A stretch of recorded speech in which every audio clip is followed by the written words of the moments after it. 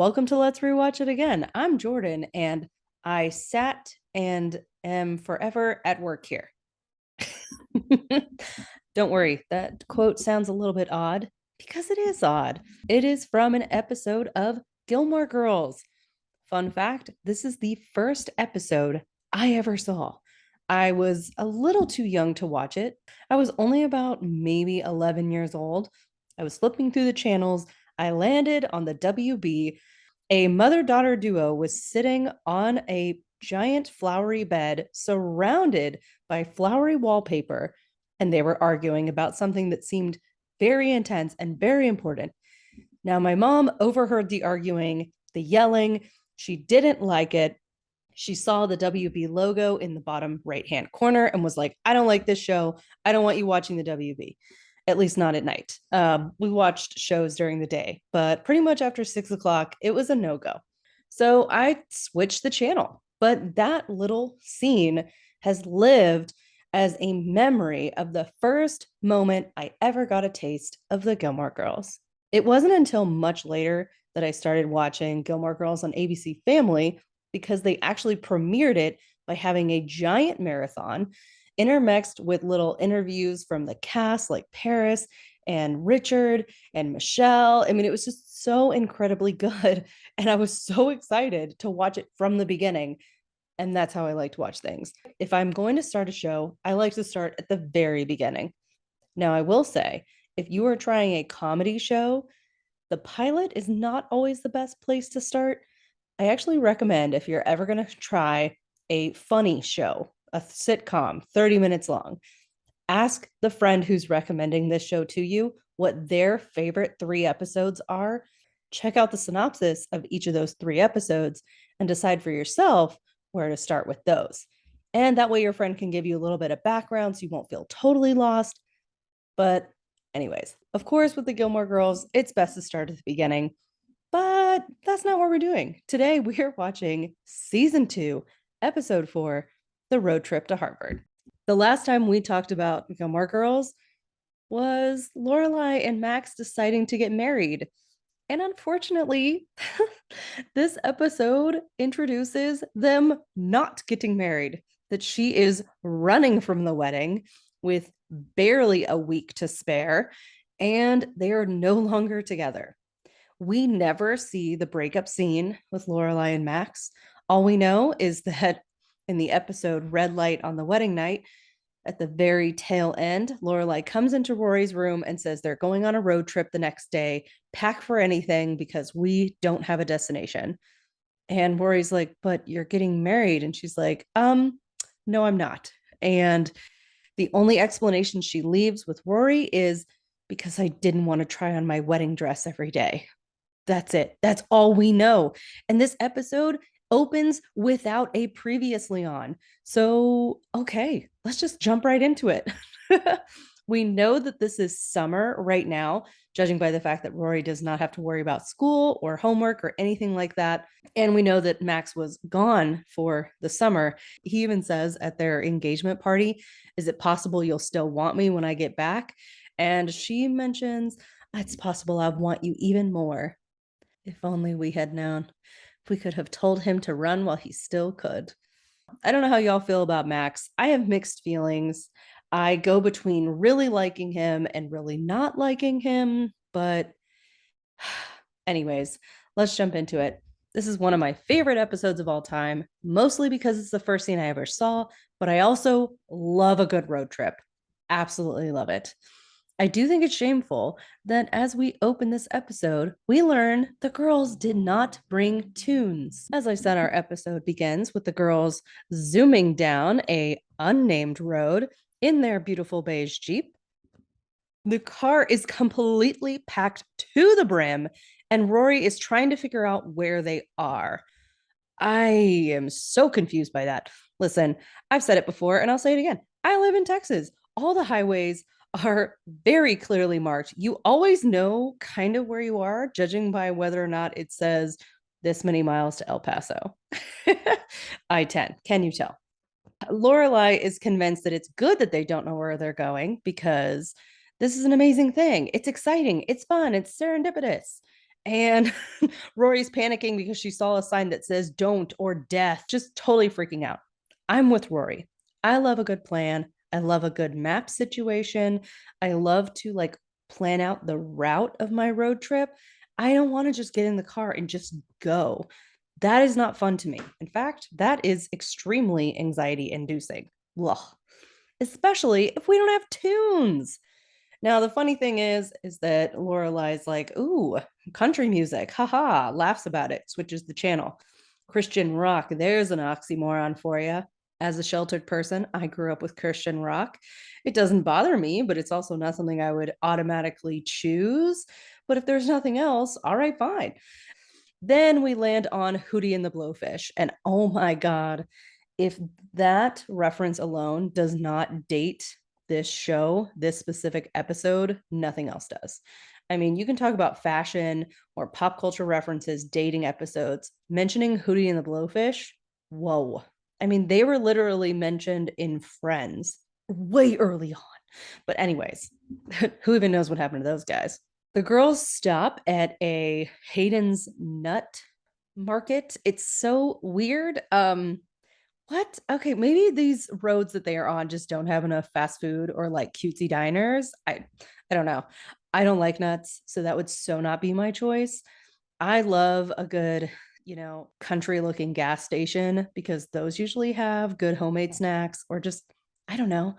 I have to have little mini powdered donuts on a road trip. I need that. I also need sour gummy worms. That's just who I am. I need something sour, gummy, something. As we're driving along, Lorelai calls Suki and is like, "Hey, the wedding's off. I hope you didn't get too far on that cake." She did. Oh my God. The cake that Suki is decorating is completely gorgeous. It's four tiers, four giant tiers that are all like spaced apart. The flowers are incredibly beautiful, white with hints of like this deep pink. Then Suki just starts cutting apart the cake and handing it out to the kitchen staff. And she named the cake Clyde. I can't. That is heartbreaking. I listen, baking is not easy. And Suki put her heart and soul into that cake, and you can tell. And it's just, oh goodness. Of course, she lies to Lorelai and says that no, I didn't even think about it. Ha ha ha. I totally forgot about that cake. Also, I really love Suki's purple that she is wearing today. I love it when we get to see her in a bright color. She wears prints really well, but that purple is just so sassy and I love it. We cut back to the Jeep where Lorelai and Rory are arguing about where they're going to stay that night. Rory says she doesn't want to die of exposure in a Jeep, but how are they wearing jeans and long sleeve shirts in the middle of the day in summer? I don't understand. Oh my God. I mean, I don't know. Because to me, this seems like it should be about August or so. And how are you still alive? What? I don't know. It must be nice. Lorelai declares that they are going to a B&B. Rory says, I thought you hated B&Bs. And she's like, no, this one is actually good. It was from my friend, Donald something or other. Like everything has a special theme. It's really supposed to be fun. And they show up and it's called the Cheshire Cat. It's super feminine, super girly, super flowery. And oh my God, LaDawn, the lady at the front desk who owns the place, is just over the top sugary with just one of those voices that just makes you want to go, I'm going to go now. Oh, goodness. She tries to help with their bags. And oh my God, this woman does not look like she should carry these. But I mean, you know what? She handles it pretty well. I'm impressed. Also, she's wearing flowers. I mean, it's like she is the building. The building is her. Is she the Cheshire Cat? Should we be concerned? Ew, there's also dolls everywhere. I can't, you guys. They pass Sammy on the stairs, a giant cat who Rory says that's either Sammy or the cat that ate Sammy. That cat doesn't look that big to me. Maybe I don't know anything about cats. I don't know. They enter a pink and yellow room that is covered in floral wallpaper. The bedding is floral. That I mean, just everything is floral and or painted this like really awful Pepto Bismol pink. Like, oh, it's not even a good Pepto Bismol. It's just like, it's rough. And apparently there's foil in the wallpaper to create movement. Okay. I'm not sure that's ever something I would really want out of flower wallpaper, but it would be interesting if it was water themed. There is a guest book where people have left little comments about their stay, and the girls are disgusted by it and decide that they're starving and going to go downstairs. But unfortunately, there is a big group of people all in the common area of the bed and breakfast having wine and eating cheese, probably. And Lorelai claims that they cannot go past because all these people will force them to have small talk. And Rory's like, but I'm starving. Let's go. We'll just get past them. And Lorelai's like, no, definitely not. You don't want to talk to them about Chilton, the small town you live in, and your hunky boyfriend, do you? So they decide to go back upstairs. Okay, I'm sorry. I have to stop right here. This is one of those situations, mother daughter wise, that I am not okay with. Your kid is saying they're hungry. You're hungry, but you won't spend, let's say, 20 minutes possibly stuck small talking before going to go get some food. I think it's very interesting when we involve food with the Gilmore Girls about how important it is, but how it also creates this sort of status of how they are feeling emotionally. Lorelai is upset, which means that food is not a priority right now. When she's upset, she doesn't eat. She usually downs lots of coffee, or like, I would assume that she might even be the sort of person who eats lots of candy instead of actual food. We don't ever see her do that, but I feel like it makes sense. Now, unfortunately, Rory is not upset. She doesn't know what's going on. And she is hungry. She's a normal human being. It's the end of the day. It is like barely 8:30 and they haven't had dinner. So, yeah, it's time to eat. And listen, I absolutely hate small talk. Absolutely hate it. Every fiber of my being. I want to either not talk or connect with someone on a deeper level, but I want to choose the people that I connect with. I don't want to have to just immediately have a deep conversation with someone that I don't know. So I get it. I wouldn't want to do that either. But there are 100 million ways you could escape this small talk situation. First of all, you're staying at this bed and breakfast. That does not mean that you are trapped here. You could say you have dinner with friends. You could say that you have a reservation somewhere. You could, I mean, there's so many things that you could say, or you could even just like, excuse yourself like an actual person, be like, hi, how's everyone doing? La la la, have all that small talk. And then just be like, okay, well, we're gonna go eat dinner now. Thank you so much for your time. Oh no, that's okay. My daughter and I just need our time by ourselves. It's so rare that we get to spend time with just us. Now, is that a lie? A little bit, yeah. But also, people don't get to decide how you spend your time. I say that as a very big pushover. So I am definitely an advocate for other people standing up for themselves. I don't do it very well on my own, but I'm learning every step of the way. We are learning. Since they're not going to eat, Lorelai and Rory are trying to figure out what to do. It doesn't seem that there's a TV in the room. Otherwise, I definitely think they would have zoned out into it. Instead, they're like, well, we could talk. And they're like, okay, good. And Lorelai's like, great. What do you want to talk about? And Rory says, oh, I don't know. Max? No, we're not talking about that. Why? Well, I thought you said when you wanted to talk about like makeup or something. When have we ever done that? I don't know. Seemed like this would be a good time. Oh, come on, Lorelai. Come on. Rory is doing her best effort to try to figure out what happened between Lorelai and Max. She doesn't understand. And she's like, we were excited. You were excited.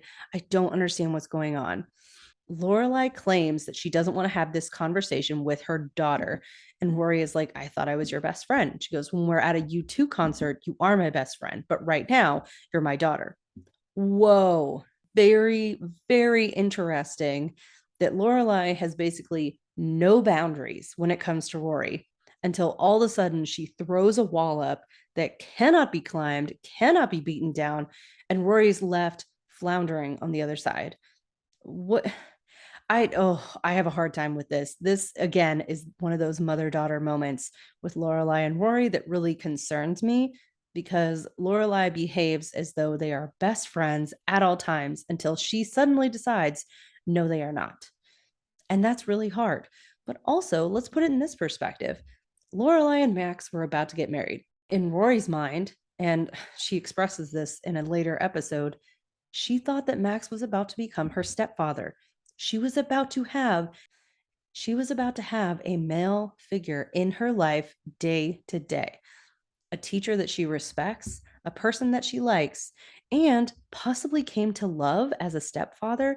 Now, it hasn't been a whole lot of time, but even then, if she was excited about Lorelai getting married, she was excited to have a quote unquote normal family or something that resembled it. So she gets to mourn that loss too. So it's not really fair that Lorelai's like, well, we're not going to talk about this and I'm not going to tell you what happened. Rory deserves at least to know a small amount of this is how I'm feeling or this is what happened. I don't want to talk about anything else after that. I'm sorry, I'm not ready. That is where we should have stopped. Instead, we start yelling back and forth, which is the rough part. That is hard to watch because Lorelai doesn't want to have this conversation and Rory is desperate to understand what happened. Lorelai claims that she changed her mind, and Rory's like, "This is our life. You can't just change the plans on everything." Again, Lorelai, of course, makes a quip about how they're not going to have this fight in a flowery bedroom. It's to David Lynch. Every time I look up who David Lynch is, I immediately forget. So I guess it's not that important, but I think it's supposed to be an insult. The girls turn off the light. They both have their arms crossed. They're miserable. And also, Rory's wearing a ponytail to bed. Do not wear a ponytail to bed. Don't do it. It's bad for your hair. They both get quiet. It's dark. And Lorelai says, I wish I loved him. You have no idea how much. That is heartbreaking that she wishes that she loved someone because, in a lot of ways, Max really does seem like he could fit into their life or that he was altering his own to fit into the mold that they have created as a mother and daughter. But she just doesn't love him, which is interesting because I feel like she could have, but there's too many other barriers. There's the whole Christopher thing. Ugh. And then there's the whole Luke element that I feel like is always just real quiet in the background of Lorelai's mind as a what if? The next morning, the girls woke up. They still haven't eaten. My God, I can't. I'm sorry. I'm the sort of person that I need beverages, I need foods. I would not survive on the show Survivor. That is for sure. Oh my goodness. Lorelai claims that she ate the certs mint that were in her bottom of her purse and that they tasted like keys. Ugh, we have to go. Rory discovers that while she was getting ready that morning, Lorelai wrote a note in the comment section of the guest book about Satan, which is why Rory changes it to sat and am forever at work here. So much better. Lorelai checks the schedule of the bed and breakfast and discovers that there's a tiny window and that they need to run downstairs and rush out. Do people really go to bed and breakfast to like follow a schedule? I don't. I'm literally sitting in a bed and breakfast right now, fun fact, which is why I decided to do this episode today. I just wanted to take a weekend for myself to rest and relax, which means that I don't want to follow a schedule that anyone else created. I don't want to mingle with a bunch of other people. I literally just want to hang out just with me. I will say I really miss my dogs, like really, really miss them. But other than that, I like all the just the nothingness. Ew, I don't want to schedule. No. The girls rush downstairs and find that all of the people at the Airbnb are crowded around a window watching the hummingbirds. And Lorelai is like, well, that wasn't on the freaking list. And LaDawn says, oh, we don't put things like this on the freaking list. And I'm sorry. LaDawn sees all. I'm convinced that's why she has this bed and breakfast. She likes to watch people. She likes to observe people. She likes to know people. And she does. I don't know. That makes her sound sinister. She could. If she has an origin story, she could probably be an amazing serial killer type villain. Dang. That, oh my gosh, that would be such a good show. LaDawn's Cheshire Cat Inn, but the show is called Beheaded Bed and Breakfast. Oh my God. Sorry, it's not funny. Actually, I think that would be a really good like one of those like books that you get at Walmart or the library or the airport that like you just read a book about how the owner of the bed and breakfast is all about, oh, I don't know. It just, oh my, sorry. I'm gonna rewind. We're going back. We're reeling it in. Hello. ADHD, hard at work here. The girls see that everyone has been making scones and they gobble them down like crazy. I mean, they're like wild animals right now with these scones. And there's this adorable couple who is asking them questions like, "Oh, so what do you do for a living?" I get why Lorelai lies. She says that she's in publishing, like book publishing, a very interesting choice. I'm not sure what else she could have chosen, but then she continues to lie even more. And I just, why? I get why she didn't want to say that she runs an inn because that could open up the conversation in a different way with LaDawn. And I get why she didn't. But the dog that learned to bark and dies at the end, oh, is just really rough. I've never thought of it as funny. I've always thought of it as too dark and kind of cruel to this sweet couple who is just asking them normal, polite questions and genuinely interested in them as people. Lorelai leaves to make a call, and Rory is like, "No, mom, you said no business on this trip." And just leaves her there. Like, are you kidding me right now? So last night you didn't feed her, and now you're going to leave her with all these people. Lorelai goes to the stairs to make a call to Suki to see if everyone knows yet that she is not going to marry Max. I don't like that either. I'm sorry. I know I said this is one of my favorite episodes, but a lot of the things that Lorelai does in this episode worry me about her. That she asks her best friend to make the news for her rather than doing it herself. She's running from a marriage that I don't know that she should be running from, but hey, if that's her decision. Marriage is really big. And she's also concerned if Luke knows or not. Interesting. Now, poor Luke is in a big dark mood, getting mad at Kirk. And then when he finds out that Lorelai is not getting married, he's much chipper. And we see Suki take this in like, what? I okay, if my best friend knows that someone is in love with me and doesn't tell me, why not? Now I get it. It doesn't seem like Lorelai is in the best place to know this information right now, but tell me soon, okay? Like, let's not waste time. Come on. We cut back to the Cheshire Cat Inn, where Rory is saying that she is definitely off the market because these people are like, "Ooh, let's set you up with someone," which is just so incredibly cute and so weird because you're on a trip. Like, wouldn't it be long distance, whatever it is that you're doing? But, I applaud those people. They're trying. I'm sure the person that they are wanting to set her up with would probably be embarrassed about this too. Lorelai declares that, "Okay, I'm going to take her away now." Now, see, wouldn't that have been easy to do the night before? And then when you do it again this morning, it's not only just normalcy, but it's still polite, it's still kind, and you still interacted with them a little bit, but you got scones. How nice. So that's all they're going to eat? Scones? We don't see them eat anything else? Are you kidding me? If I have not eaten the night before and it's morning, we're going to a diner or some sort of breakfast, and I am going to go crazy grand slam. I need pancakes, I need eggs. We discover that Rory has been hiding a map and she cites out a few different cities that they could visit. And Lorelai's, "Ooh, I know where we're going," and crushes the map. And Rory is like, "Hey." And Lorelai says, "Well, is it smaller?" And Rory goes, "Yes." "Then it's not ruined." Okay, don't crush my map. Okay. I love a good map. I really do. At the beginning of a book, when there's a map, I am so insanely happy about it. Let me have my map. Also, just because it's smaller doesn't mean it's better. A map is meant to be folded up flat so you can stick it in your pocket or your purse. If you ball it up, no, now it just looks like garbage. Rude. We end up, of course, at Harvard in Boston. It's so funny because, like, I knew nothing about Harvard before I saw this show. I knew nothing about Boston, but it just sounds really fun. Like Boston in the fall. How fantastic.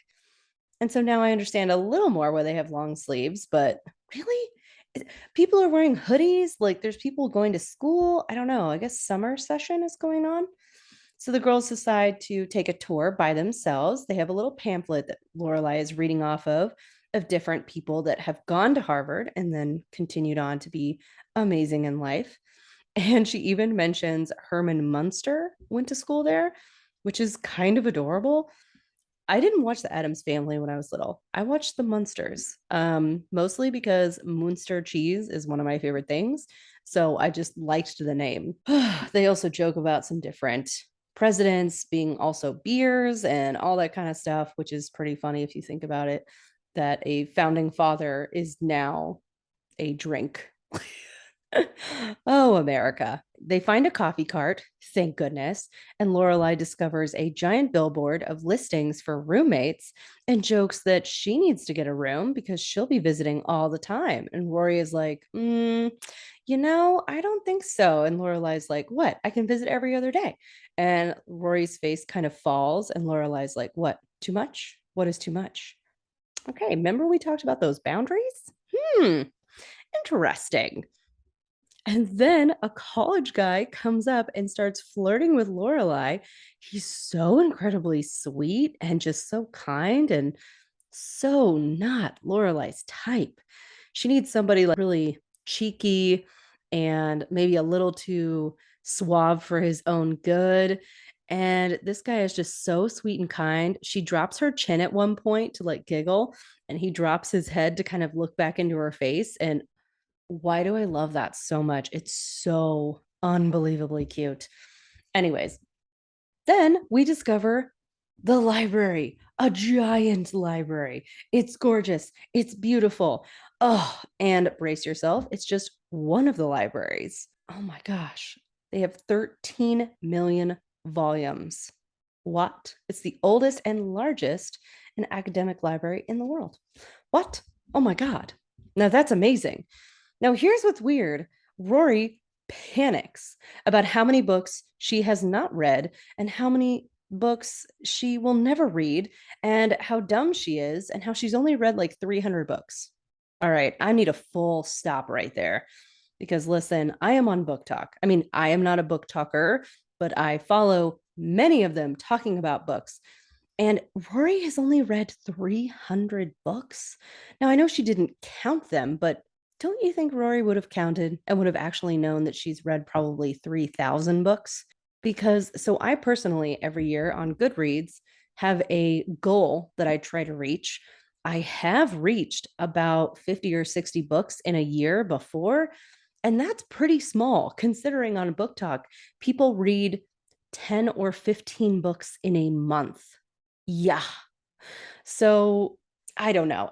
I find it hard to believe that she's only read supposedly 300 books and that's her whole thing is reading books because I've read at least 1,000 and I'm much slower at reading than she is. Or maybe she is a really slow reader, which, you know what? No problem with that. I actually was on a book talkers channel and they were talking about how they read so quickly is they turn off the voice in their mind that reads to them. Now, I cannot turn off that voice in my mind. I have ADHD. If I turn off that voice, I will no longer understand what's happening in the book. So I have to have my inner monologue read the book to me so I can understand and stay focused the entire time. So I am a slower reader because of that. But even so, as a child, I would go on vacation for 7 days and take 8 books because that's all I would do on the vacation. We would sit on the beach, sit on the lake, wherever it was, in the car, on a road trip, in the plane. I was reading. That's what I wanted to do. So I did. I mean, I don't know. So I just find it shocking. Anyways, yeah, I wish we had taken that moment for Rory to be excited about college instead and be like, that's all I've ever wanted is a 13 million volume libraries to just explore never ending books. I don't know. I mean, maybe we needed to have her be intimidated for a moment, but I would have rather have excitement. Then we decide to go to a dorm area where they both start to get excited and run into a pair of girls. And Lorelai tries to get into character as if she's a college girl. She says, I'm Angie. This is Trish. Oh my God. And they say that they have chef's class next because that is a professor that the guy she was flirting with mentioned. Lorelai even uses the line, "Yeah, they can be so totally lame." And Roy says that I think you learned all of your college lingo from Happy Days and a Valley Girls song. They discover a door that's open, and Lorelai decides, let's just go in. Why not? She knocks on the door and says, Susie. She says, oh, there's a high chance that the girl in here's name is Susie. Really? Susie? When I was growing up, the common name for girls, and mind you, I live in a predominantly Mexican and white culture. So most of the names are Maria, Christina, Sarah, and Ashley. Are you what? Susie? Like, that is so random to me. Please tell me how many Susies you know who are around like 30, 35, maybe 40 tops age range. Because if we're talking about Laura, if we're talking about Rory's age range, I feel like Susie is more like closer to upper Gen X, maybe lower baby boomer time range. I could be wrong. But as they're leaving the room, a girl is starting to come in and they say, oh, hi, Susie, and then just walk away as if that really is her name. She even responds as if possibly it is. But still, even if they know your name, why do they know your name? You haven't met these people. Why were these women in your room? Oh my God. They leave and discover another hallway with a teacher and a giant lecture hall talking about something. Every time I watch this scene, I get lost in it because I'm like, what are we talking about again? I don't think I'm smart enough to go to Harvard, which is probably true and totally fine. Lorelai excuses herself to go to the bathroom, makes a joke about cigarettes and aspirin, and Rory does exactly what I would do as she tries to walk in and sneak in to listen to the class. She drops and spills her coffee and then just leaves it there. No, I would not leave it there, but I would definitely pick up the cup and run for it. There's no way I'd be sitting down after that. Everybody turns around and looks at her, and the teacher's like, in or out? And she's like, what? Are you listening? Are you going to sit in for the class? Oh, yeah, in.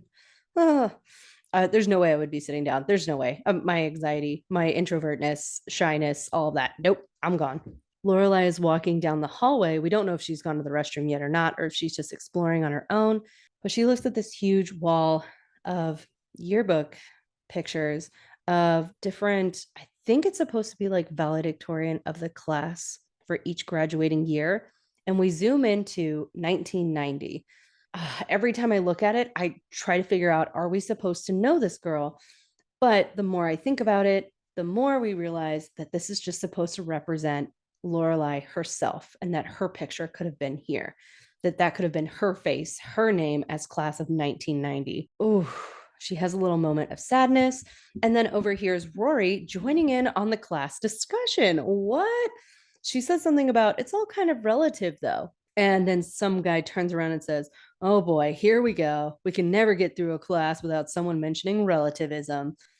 And the teacher continues to talk some more and lecture. And then Rory taps the guy on the shoulder and says, hey, thanks. This was fun. And then leaves. So random. And she's so excited because she's like, yes, I'm in college. I can do it. I loved it. It was so amazing. The teacher asked a question before I knew it. I was just talking and I was blowing them away and I couldn't stop. Oh my gosh, college is amazing. I can't wait. I love college. I love Harvard. I love fatalism. Dang it, she's so cute and academic. Oh, I could never. I mean, I love books, but not the same way that Rory does. So maybe it makes more sense that she's read fewer books because she probably reads things like War and Peace. And I read things like Babysitter's Club. The girls are leaving the bed and breakfast, all decked out in Harvard merchandise. And Lorelai says, oh my gosh, Sammy's missing from the stairs. And LaDonna's like, Sammy's never on the stairs. And like, no, every time we pass by, he is right there on these stairs. And LaDonna's like, no, Sammy's never on the stairs. And Lorelai's like, yes, no, every single time I've seen Sammy, he is on these stairs. And LaDonna's like, oh, he's never on the stairs. And I'm sorry. I think that's hilarious. So good. And the girls are like, okay, so we're going to go now. And LaDonna goes, good. I'm going to do my favorite part of your visit. And they're like, what? I'm going to go read what you wrote in the guest book. And Lorelai goes, give us a 5-minute head start. What? Bye. I'm like, So they're driving home with seemingly less stuff, but how? Because now they have even more Harvard merchandise. There's even a pillow in the back seat. Like, oh my gosh. Lorelai's wearing a cute bucket hat. Rory is wearing a sideways baseball cap, which is adorable because I can never see her wearing hats. She doesn't seem like a hat girl to me. I personally don't like wearing hats. I always feel like I can't, like it's blocking my vision from above, which I know is the whole point. It's supposed to help you with the sun, but I don't like it. They pull into the house and try to discuss dinner. And Rory mentions, we need something healthy. Lorelai says, we had lettuce on our burgers last night. Well, we picked it off. There was essence. What? Like, why wouldn't you just order the burgers without lettuce? And also, if you went to Harvard today and you had burgers last night, no, you didn't. You never left the bed and breakfast. Lies. Where did these burgers happen? How long have they been on this trip? How many days was it? How often were they were? I don't know. I have so many questions. It seems like they were only gone for one night, and yet when I don't know, just timeline is difficult. I do think it's funny that the essence of lettuce is the only thing they'll allow health wise, which again, just I don't understand why we don't see Lorelai eating ice cream and candy all the time. We hear her talk about it, but we don't get to see it. I wish we got to see it. We cut to Friday night dinner, and Lorelai has brought slides instead of a stack of photos. And it's just too funny because they took a picture of a squirrel. I mean, it's it's so great. Emily is just disgusted by it. He looks dirty. I think he looks smart. They took a picture of the dorm from the outside, but Lorelai's thumb was in the way, and Emily's like, "I feel like I'm inside your finger." She's like, "Why did you bring slides?" And Lorelai's like, "Well, because when you give people a pack of pictures, they just kind of flip through them uncaring. But when you have slides, you really bask in the awesomeness. And I love the bigness of slides. It feels so grand." And they say that they'll invite Emily next time so she can be there to see everything for herself. And Emily's like, "Yes, why did you go out of town before your wedding? Didn't your fiance mind?" And then Lorelai's like, "You act like this is business as usual. Like, what's going on?" And Rory's like, "Mom, tell her." And Lorelai says, "I should have told you before." And Emily immediately panics. And I'm sorry, but this is so my mom. She goes, "I knew it." She jumps up and smacks the couch and goes, "You eloped. I knew you would try to keep me out of this. This is cruel, Lorelai. Your mother waits for a day like this. Even your mother. I bought a new dress. I got my hair done. And you just waltz out and act like you all have slides of a Harvard trip and you eloped. I knew." And then Lorelai cuts in and says, "The wedding's off." She's like, "Are you sure?" "Yes, I'm sure." "Who called it off?" "Well, I did." And Emily just kind of nods in acceptance. And Lorelai's like, "You're thinking you're not surprised." Emily says, "No, I wasn't." And then even sadder, Lorelai says, "You're thinking I won that bet with Dad." Emily says, "No, I was actually thinking I will have to return your gift." "Oh, a gift? I get a present." She said, "Yeah, I'll have to return it." "Oh, okay. That's all you were thinking. You already got me a gift. You were getting married. It's expected. It's the proper thing to do." And then Emily goes, "So, Rory, how does ice cream sound?" And Lorelai's like, "Wait, but what was the gift? I need to know." And she claims that it could be iced tea spoons because nobody knows where the iced tea spoons are. No one uses those. I completely disagree. Listen, I live in Texas. We don't need iced teaspoons. We already sweeten our tea before it even touches the ice. However, my family uses iced teaspoons for peanut butter because that way you can get to the bottom of the jar without getting your fingers all peanut buttery. I mean, it's still probably going to happen, especially near the end of the jar. But let me tell you, those come in clutch, my friends. Then Lorelai's like, "Please tell me what the gift is." And Emily says, "You know what? I'm not going to tell you. In fact, I'm going to hold on to it until you do get married, and then I'll give it to you." And Lorelai's like, "Well, what if I never get married? Please tell me." And she starts following her around and like sneaking up on her, like, "Tell me, just tell me what the gift is." And Emily's like, "This is not funny." And she's like, "Just tell me." Rory is just reading a book in the dining room, living room. Oh, dang it. The sitting room, the parlor. Oh, dang. What is a fancy word? I'm sure it's the parlor. Yes, drinks in the parlor. That sounds correct. All right, we keep moving on. Rory and Lorelai drive into town and find Lane. She's back from Korea. She made it back. Everything's okay.